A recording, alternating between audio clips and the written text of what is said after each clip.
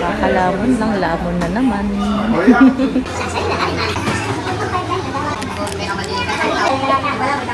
Ay, okay na daw.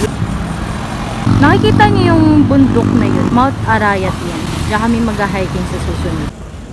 May football or soccer field. Ang ganda ng bridge! Yan yun. Ang ganda.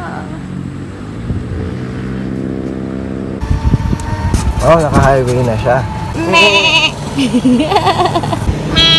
Lalaki ng anak niya, Bea na yun! May cyst! Parang magabi! Parang hirap siya.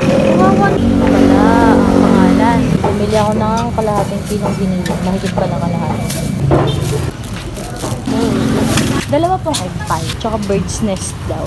Oh, social bird's nest. Ngayon ko pa lang yung matataray. Gagawin ko tong dry na adobo. Parang yung ginagawa kong french fries na may bacon, o kaya pork samgyup, o kaya beef samgyup. Pero syempre, may times na nagtitipid tayo. So, papaigahin lang natin yan. Tapos lagyan natin ng konting suka, paminta. Magprito na ako kasi pang diet.